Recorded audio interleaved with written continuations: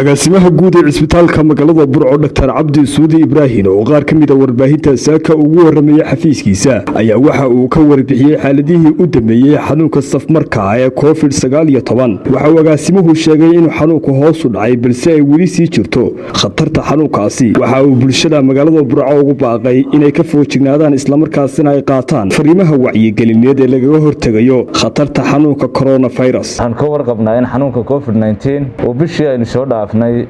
dadka u soo dhacayay iyo dadka xanuunka laga helayay iyo dadka u goreynaya xanuunkaasba ay soo kordhayeen maalin ka dambaysa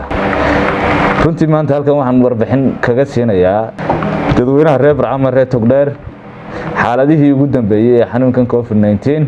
oo sidan ka warqabnay adduunka oo dhan ka jiray faliilaahi alxamdu intii ay bilaabantay bishan March maanta 5 maraysa dadkii uu soo ridanayay ee la soo dhigay cisbitaalka iyo dadkii aan xanuunka ka helaynay iyo dadkii u dhimanayayba maalinta ka dambaysa way soo yaraanayaan muddadii 5 cisheed ee bishan taa macnaheedu maaha xanuunkii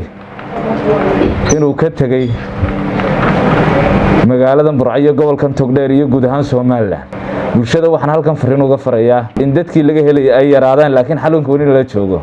inaynu wala sii qaadno talaabooyinkii aynu xanuunka kaga hortagaynay haday noqoto maaskii dadku xidhanayeen iyo haday noqoto kala fogaanshihi la kala fogaanayay iyo haday noqoto farxalkii la farxalanayayba dhammaan inaynu sii wadno ilaa intii xanuunkaasi Ilaahay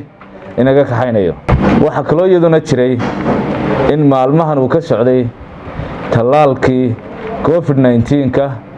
ee wasaaradda caafimaadka horumarinta Soomaaliland ay keentay gobolkan Togdheer iyo magaalada Burco talaalkaasuna si wacan buu socdaa dadkii lagu talagalay ee in la talaalana majority way qaateen waxaanu rajaynaynaa inuu ilaa bari saa dambe soo gabagaboobo oo guud ahaan dadkii lagu talagalay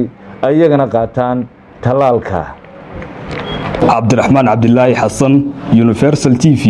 Burco.